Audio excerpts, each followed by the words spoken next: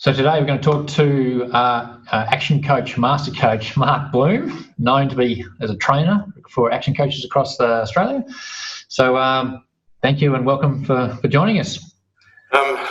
Thanks, Hugh. Looking forward to what your questions might be. See how I can help. Okay. Well, the reason I want to talk to you, Mark, is that I know that you're from a regional place, a bit like I am, from Orange in central New South Wales. And both also work with a lot of trades style businesses and agriculture. And so I want to tap into, I guess, your top 5 things that are either making the biggest difference to businesses that are either going really well now in the trades sector, or ones that are going to come out of the back of it really strongly when this sort of virus starts to wane and the confidence comes back into the economy. Yep. So I sort of want to throw it to you on where you see, what are the most 5, I guess, I'm really in my back of my mind, are the most valuable things that you're getting your guys doing? The most important thing, early in the piece was to for them not to enrol in any of the panic, because once we worked out that they're going to be an essential service, it was about making sure that we had continuity of supply, or they had continuity of supply with the projects they're currently working on, because there was a bit of uncertainty about what might have been available down the track. So at times we actually went and bought or ordered and paid for stuff to make sure we had dibs on that. So number 1 was to actually make sure that they were focused on what's going on right now inside the projects they've actually got. So just make sure they could deliver them and get the money in. Is that obviously the cash flow side of that.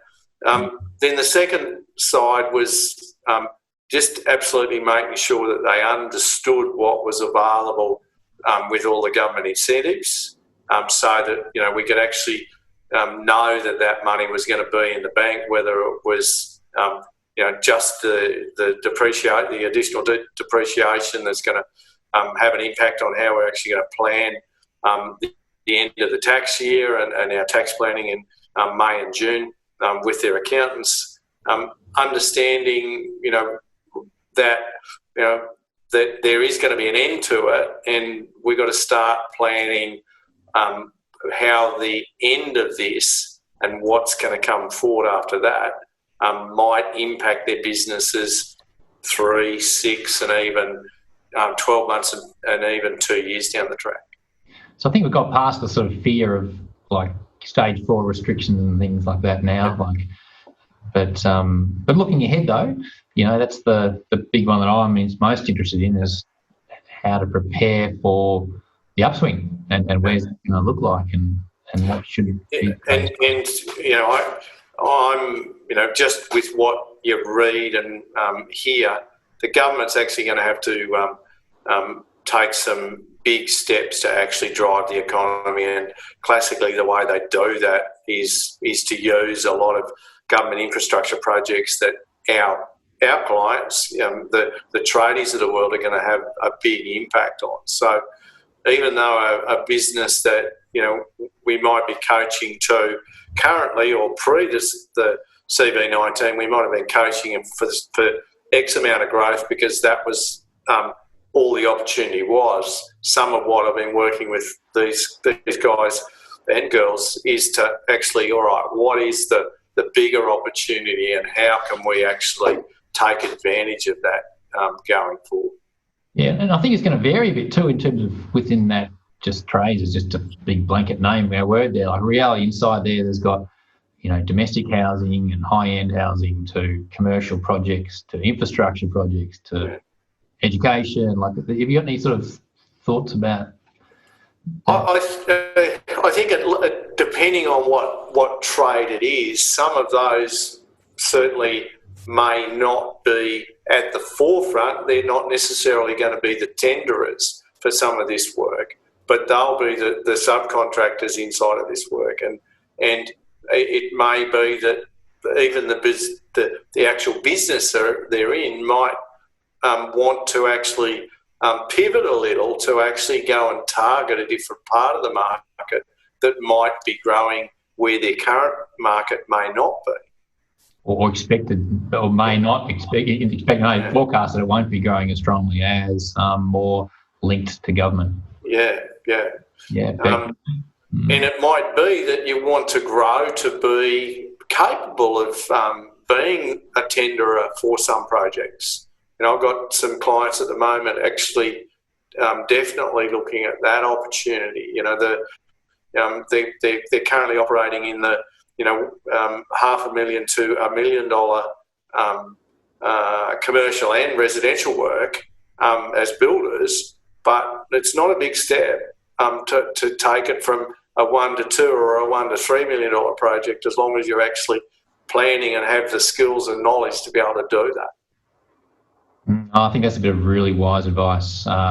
Yes, skills around tendering and resources to be able to do that.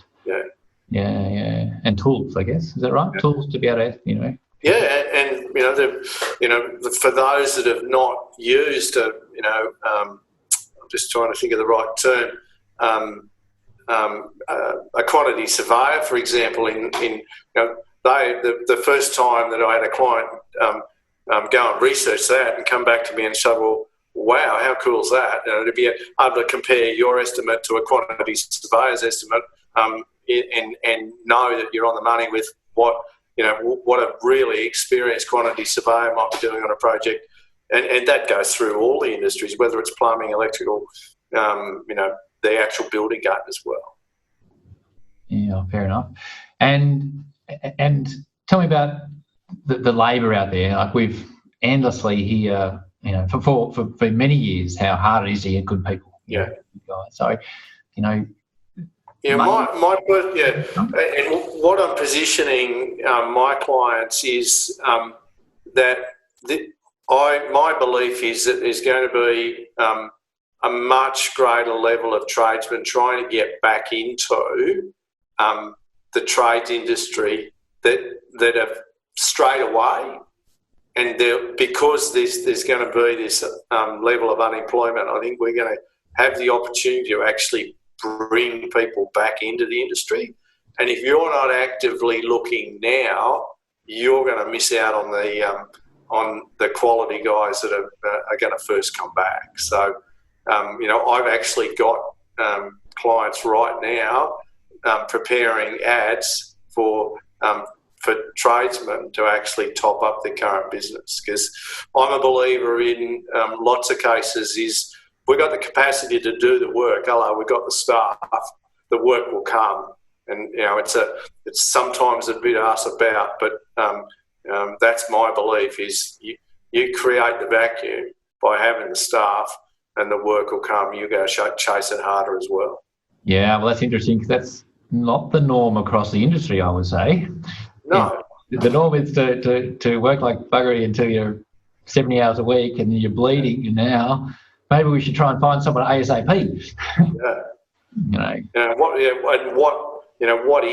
What does your business look like under that new model? What is the plan? That's the other thing. The plan you had 3 months ago is going to get blown out of the water. In my opinion, 90 days from now, 1 year from now, and even 3 years from now, you've got an opportunity to grow. And what's the plan look like? We've got to get some details around that. And I'm working with lots of my clients around that right now. Well, rightio. And also with respect to capital spend, I mean, this is, sure enough, everyone's been worried about spending money, of course, at the moment, and as government are trying to give accelerated depreciation and a variety of other things, like in terms of positioning to take on more work or even, heaven forbid, borrow money to buy equipment or the right, capacity. Do you have any view on that?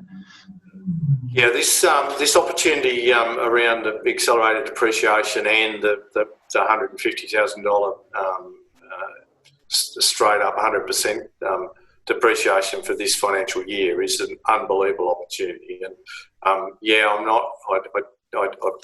I'm careful with my clients about what they want to spend on, and that they should be taking the right accounting advice around it. But I've got some profitable businesses that have got the opportunity to way lower their tax this year with some strategic purchasing. Some of it's out of cash flow, but some of it obviously can be out of borrowings. Again, I work closely with my clients' accountants to make sure that they're giving us the right advice there as well. Yeah, probably not so much taxation as what I was angling at, but just more about being resourced in terms of equipment and machinery to be able to capture the work as soon as it comes up. Yeah. That's. Yeah, and in some cases that for my recommendation is, well, go apply for the finance. Get the finance approval done and actually have to use it. There are some other strategies, and that's part of the process. I've got somebody at the moment that's in the market for. He doesn't want to buy new. He's very good at buying the right quality second-hand gear, and he's pre-approved for $100,000 worth of truck that'll be immediately written off. So that's the cool part. Yes, we've got a few in the same mode, and potentially might be cheaper equipment around too. Yeah, there'll be some. That's these other opportunities. So if you talk about how you're going to grow, well, some businesses, that haven't had the right backing, may be in a bit of trouble right now. So there is going to be some gear and some people around. Okay, well, there's a bunch of good ideas in there. Well, I guess the last one I had in here is that obviously there's been some withholding tax sort of kickbacks and from government and things, and are your guys using it a lot, or are you sort of like an instantaneous thing, or just a survival mode stuff? Yeah, no, I've made sure that they've been in contact with their accountants to make sure that we're maximising everything the government's actually doing, and that at times might mean that we've manipulated our March BAS to make sure that we're maximising the amount of that cash flow bonus that's coming in April and July. I think it is April, July, and October, depending on how you pay your BAS instalments. But certainly making sure that they get the maximum benefit out of that. Of course. All right. Well, I think we've covered up a heap of great things in there, and I particularly like your skills or ideas around tendering skills and recruiting of staff for the upswing. And so I think we'll leave it at that. But thank you very much for your ideas on that. It's my pleasure, and to all your trade-based customers down south, best of luck with what's going to come at them, because there is going to be a lot of work. Thanks, Gary. I agree too. Optimism, hey? Yeah. Again, stay optimistic and don't get enrolled in all the crap that's around at the moment. Yeah, fair call. All righty, well, thank you very much, and look forward to another time we can perhaps interview about something else. Catch you soon, Hugh. All righty, bye then.